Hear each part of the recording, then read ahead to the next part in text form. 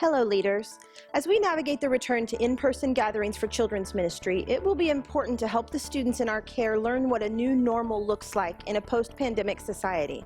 The trick will be that we're all trying to figure it out ourselves, too. It will take teamwork, patience, and flexibility. Now, being just one step ahead is not unheard of, though. In fact, we can see it modeled throughout the gospel. Jesus did not call the equipped, he equipped the called. The Bible is filled with stories of God using everyday, ordinary people to implement his plans. This situation is no different, and we're going to do our best walking alongside you every step of the way. Our hope is to lead with softened hearts, open minds, and a willingness to continue discipling children, moving forward imperfectly to pursue the lost and make every child known. So what can we expect coming back to be like? Yes, there will be more processes to help with cleanliness and social distancing. Those will be available in writing and through other training video opportunities. However, among the most critical topics we want to cover is how to recognize and address children who have experienced trauma. Childhood trauma is anything that happened or failed to happen that disrupted a child's optimal development. This can take many different forms. First of all, it is a very real and sad possibility that we may encounter children who have been harmed or neglected during the quarantine. Being cooped up together around the clock can have serious effects on some families, leading to increased risk of abuse and divorce. We may even meet visitors who are drawn to church to help heal from what they have lived through. Another form of trauma you may find involves kids adjusting to changes in their home life. They may know someone who is sick or who has died, possibly related to COVID or from other medical conditions, when they couldn't get treatment during the quarantine. They may have family members who lost jobs, or perhaps had to suffer through food insecurity for one reason or another. Yet another thing to consider is that kids will be grieving the loss of their year-end school and extracurricular activities. They couldn't see their friends, their teachers, or keep their normal routines. Things they were looking forward to, like recitals, sporting events, award ceremonies, and field days, were just gone or different online. This is hard to process and understand.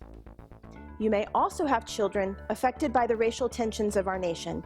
In fact, at our very first Fielder Kids Link event coming out of shelter in place, 2 young African American boys already expressed their lingering fears and asked why the police want to kill them.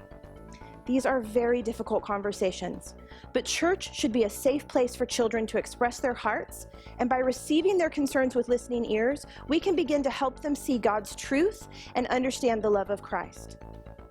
We also know that families and leaders are all over the continuum in how they feel about safety in returning to live gatherings. Some will come back right away, others will wait. Some will wear masks, others will not care about that. Both are okay.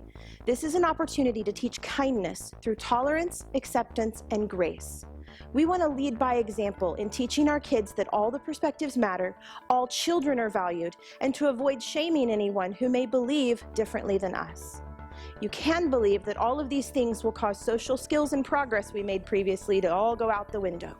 More than ever, it's important to respond with grace and understanding, not an attitude of she's too old for that or he knows better. We need to approach their return like the first day of a brand new school year. That will include setting clear expectations of what new processes will be like, turning things into games and repeating ourselves often, and building deeper relationships by listening to the children. Let them tell you their stories, their perspective, their experiences, their feelings. Give them a voice. So often we try to rush and fix things, but in this season, let's seek first to understand by listening and loving. And what those kiddos say matters. If you ever see anything suspicious or hear something from a child that is questionable, we want to know and we will take it seriously. Please notify your coordinator or a staff member as soon as possible for next steps. The important thing is to listen calmly to the child without judging or discrediting them, and then communicate the situation so our team can follow up. If a child shares a difficult experience with you, first, stop what you are doing. Second, get down on their level and take a deep breath. Third, ask to hear more. Be prepared to listen more than talk. 4, validate their feelings. It makes sense that you would feel that way. And 5, ask to pray aloud with the child.